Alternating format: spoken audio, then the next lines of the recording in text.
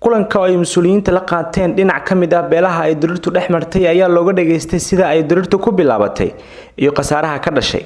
Gudoomiyaha maxkamadda darajada koowaad ee ciidamada qalabka sida Korneel Xasan Cali Nuur Shuute, gudoomiyaha gobolka Shabeellaha Hoose, mas'uuliyiin ka tirsan dowlad goboleedka Koonfur Galbeed iyo saraakiisha ciidanka ayaa ku sugnaa madasha kulanka.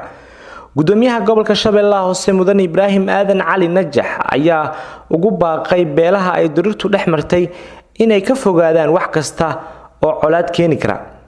Anaga cadaaladaan rabnaa, cid walbana cadaaladaas way helaysaa biidinillaahi tacaala. cid walba oo dambi ka gashay shacabkii meeshan deganaa, kii guri gubay, kii laga gubay, kii maaragtay inta dadilay duurka aaday, kii kale magaaladan gudaheeda ku laabtay, intaba waa la soo qabanaa, cadaaladana la horkeena. idinkan inaad garab nagu siisaan rabnaa.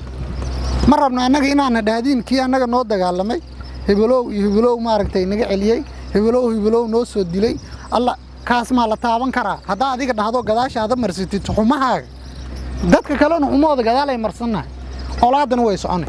wax la dilaayna waa islaanta hadda adiga ii sheegaysay, faa'iido ma qabnaa anaga. Guddiga baarista ayaa labada dhinac su'aalo ka weydiinaya mashaqadii dhacday si looga soo saaro go'aano wax ku ool ah. Maxamed Cali Cumar Juba, warbaahinta qaranka, degmada Walnaweyn, gobolka Shabeellaha Hoose.